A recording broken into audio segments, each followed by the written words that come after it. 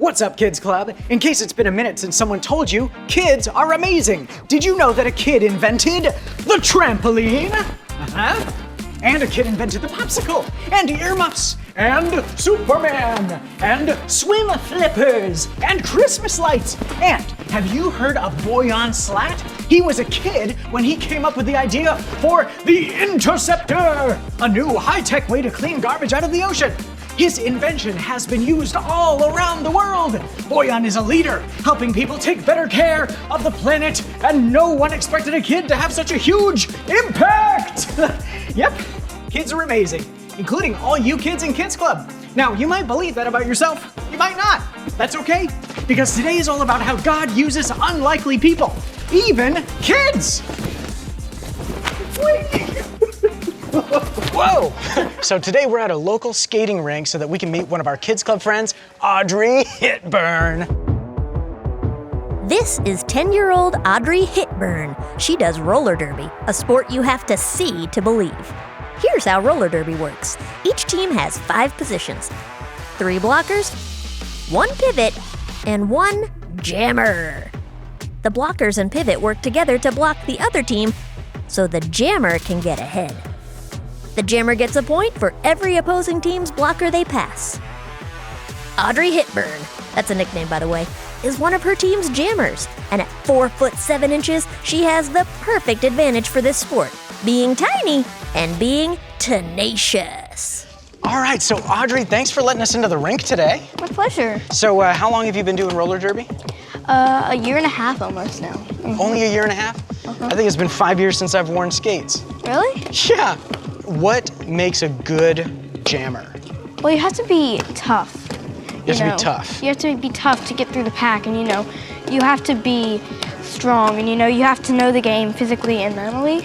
So there's like a physical aspect to it, but there's also like a mental aspect to it? So when you're a jammer, you need to know the penalties you get, and you need to know what's going on and how to get through. So who is somebody that you look up to or who you admire? So there's this teammate on my team called Blazing Grace. Blazing Grace? Her number is 22, and she's just like this really, she used to be this amazing jammer, now she's a blocker. But she has really inspired me to who I am today. Okay. What is it about her that inspires you? Just how kind she is. She's actually a team captain of our level 3 team. She's really kind and helps people out a lot, and she's really just like a really good player. Roller derby is a full contact sport, You'd never think you'd come to it and meet the nicest people you've ever met in your life. The nicest people? Wowza, Audrey! You're one of the amazing kids in Kids Club. Now, I know that there are lots of you in Kids Club who are doing amazing things, and we'd love to hear about it. So, if you want to share something amazing you're doing, tell one of your friendly Kids Club volunteers. Now, there have always been amazing kids, and there will always be amazing kids. And Audrey, she's a powerhouse. She's a beast. But you might not know it at first. Also, she's a normal kid who does normal kid stuff, just like you. Remember, we're talking about how God uses unlikely people. And you, yes, you sitting in Kids Club right now, you might feel like one of those unlikely people. Maybe you feel like there's more to you than meets the eye, but people are always judging a book by its cover. But you know there's something epic, amazing, powerful in your future. You might not know what it is yet, and that's okay. Neither did a kid in the Bible named David. This is one of the most famous stories of all time, and it comes from the Bible. It's so famous because David was also one of the most unlikely heroes in history. God's story, David and Goliath. So part of God's story is about the time David fought Goliath, and it begins like this. David was the youngest of 8 brothers. His job was being a shepherd, which meant he spent all day in a field watching sheep eat and roll around the grass. Meanwhile, some of his brothers were off with the Israeli army preparing for war against the Philistines. The Philistines were one of the toughest armies the people of Israel had to fight. So one day, David was taking food to his brothers because his dad asked him to. But when he got there, his brothers accused him of coming so he could watch the fight instead of the sheep. Since David knew in his heart he was just obeying his dad, he didn't mind being misunderstood. Anyway, while David was there, he saw a huge Philistine man, more than 9 feet tall, step onto the field between the two armies. He was wearing a thick helmet and armor and carrying huge weapons. His name was Goliath, and he was definitely used to being the winner. David found out that Goliath had been stepping onto the field like this every morning for the past 40 days and saying, "Give me a man and let us fight each other." But nobody from Israel was brave enough to fight him, even the king. Well, David didn't like that this giant was intimidating the Israelites. After all, they were God's special family. And because God was with the Israelites, they could have courage in any situation. So David, who wasn't even a soldier, told the king, "I'll fight against him." Nah, the king thought David was too small, but he really wanted someone to fight Goliath. So he gave in. And David knew he wasn't strong enough to beat Goliath by himself, but he believed God would be with him. So he said, "The Lord will rescue me from the hand of this Philistine." The king hoped David was right. He even had his own weapons and armor put on David, but they didn't fit him. David decided to go into battle in his regular clothes. That's how sure he was that God would help him. Anyway, David went to a nearby stream and chose 5 smooth stones to use with his slingshot. Then he walked onto the battlefield to meet the massive Goliath. When Goliath saw how wimpy David looked, he was furious. He thought he'd get to fight the Israelites' strongest warrior. He said to David, "Am I a dog that you come at me with sticks? I'll give your flesh to the birds and wild animals."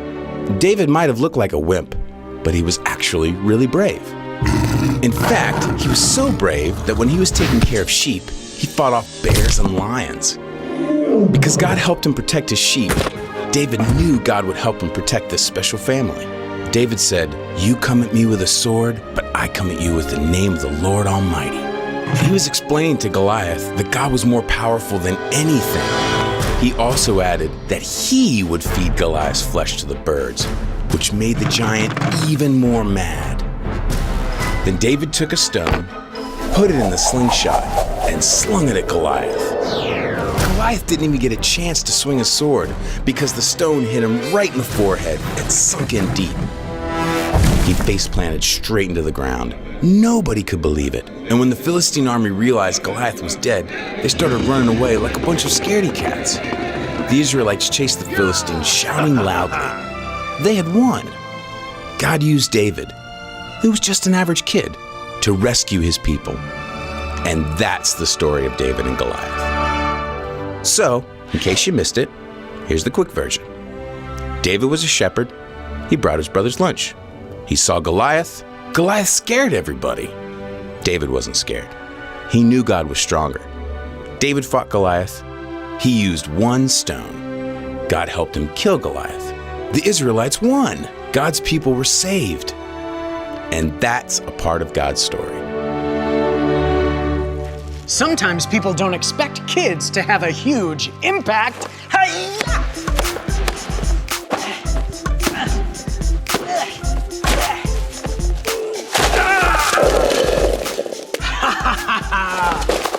And the truth is, when people only see what's on the outside, they never get to know what's on the inside. Like this. It looks like a taco. Well, it looked like a taco, but inside it was full of candy. Anyway, more about David in a sec. For now, think about your own life. What makes you feel unique or special? What's something you're really good at that most of the people around you probably don't know? Like, have you ever reached a goal that you're really proud of? Is there an activity or a hobby you have that is so fun, so interesting, so exciting that you could spend hours doing it all day and not even get bored for a second? Whatever that is, did you ever think that that could be a gift from God? Now, it's okay if you're having trouble coming up with something too. Sometimes it takes a while for us to learn those things about ourselves. And it's enough just to follow God and try to live like Jesus, even if it's just to do one small thing to make the world better. Like, I'm noticing all the pieces of the piñata that I smashed, and all the delicious debris around me. I should probably clean this up. I'll be back in a bit. Welcome back, Kids Club. Quick recap, God uses unlikely people. Now, that's true whether it's a kid like Boyan Slat and our friend Audrey. It was also true for a shepherd boy named David. Remember him?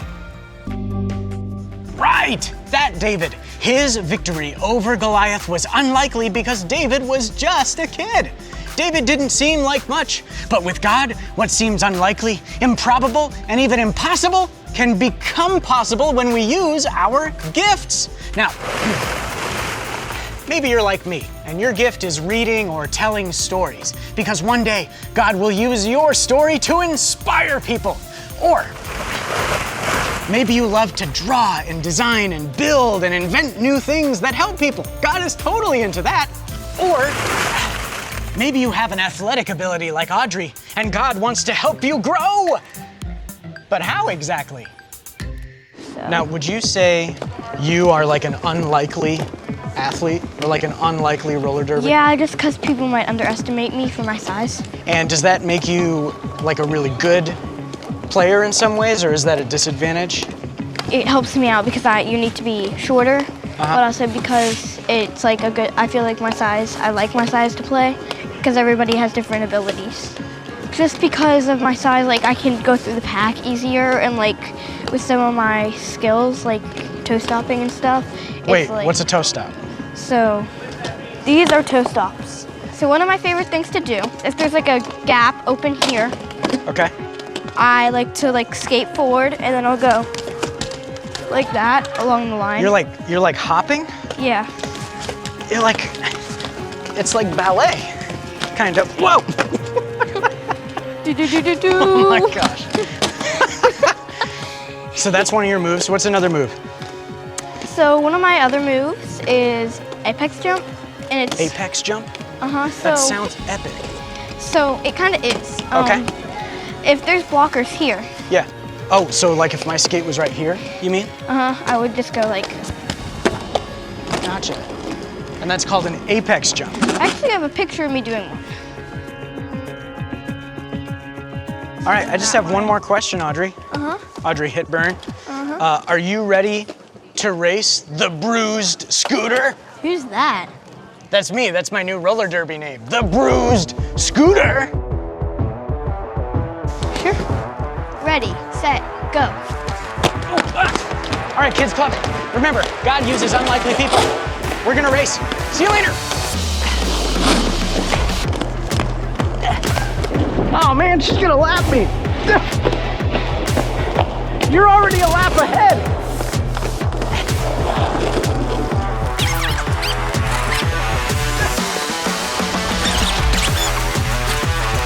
Did you already do 3? Yeah.